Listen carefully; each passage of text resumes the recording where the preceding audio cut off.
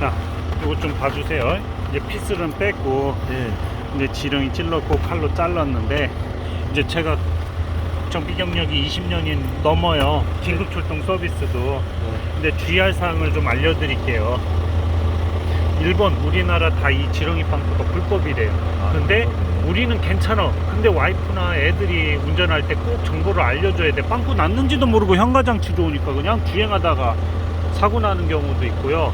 그 중에 하나가 고속도로에서 바람이 절반 이상 빠지면 온도가 200도 올라오면 첫 번째로 지렁이 떼온 데부터 뻥 하고 터진다는 걸.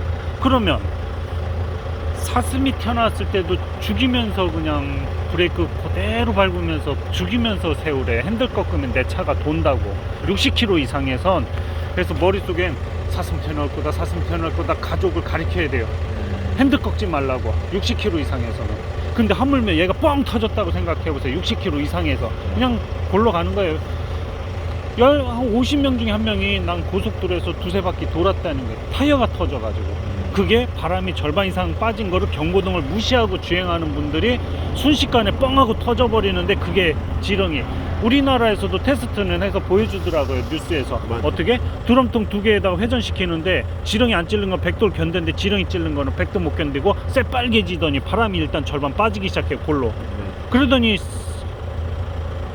이 형체가 그냥 다 사라져 버리더라. 근데 나는 본사에서 이거 19,000원 나오거든요. 근데 19,000원 해주고 수백만 원 물어줄 수는 없거든요. 나는 정비 자격증이 있어요. 근데 다행히도 걔네들은 없어요. 출동기사들은. 근데 노상에서 이걸 찔러래. 정비를 하래. 카센터 사장도 100번 중에 한 번은 실수를 하는데. 그러면 내가 하는 말이 안전오거리나 여기 포승 타이어뱅크는 DB 소개로 왔다면 20년이다 보니까 공짜로 떼워줘요. 그래도 이제 본인은 그래도 이제 연륜이 있으시니까 계획판 경고등 보시면서 좀 더 문제 있으면 또 다시 타면 되는데 야마산이 이렇게 많이 나오는데 이거를 갈으라? 일본은 지렁이 찌르면 신품으로 갈아야 돼. 무조건 피스 하나 박히면 신품으로 갈아야 돼. 법으로 지렁이를 못 떼우게 되어 있어요. 안에도 불빵꾸라는 블루 떼우기 외에는 다 불법이. 안에다 떼우는 것도 배지도 블루 가열시켜서 하는 거 외에는. 그러니까 이제 주의하면서 타시라는 거죠. 네가 떼웠으니까 물어내. 1년 지나서 오일보도에 한번 해놔. 또 우린 직통으로 찔렀는데 그걸 또 불똥 튈까봐. 그러니까 경고등만 잘 관리하고 주행 전후에 이렇게 본인은 확인하신 거 아니에요. 그러니까 그렇게만 하고 타시면 되고, 앞바퀴 빵꾸 났다면 뒤로 몰고 주행 전후에 항시 바람 있는지만 확인하고 타시다가 조금이라도 이상하다 그러면 얘는 앞바퀴로 가면 안 되죠. 그러니까 요것만 주의하고 타시라는 거지 딴 건 없죠. 지렁이야 다 똑같은데. 요거 좀 공유 좀 할게요. 요거 좀. 애가 마비됐다고 그래가지고 이거 교란한 판 좀 드릴게요. 이거 이게 맥반석인데 그 친구가 줘가지고 지금 동네 어르신들 논아주고 있다가 그냥 뛰쳐나온 거예요. 가사에서 원기산에서. 이게 상품 가치를 오늘 다 나온 거예요. 그러니까 다 빼가지고 저기 설탕에 아니 그 뭐지 간장에다가 절여서 그렇게 드시면 현명하실 거예요. 매운만족 좀 눌러주세요.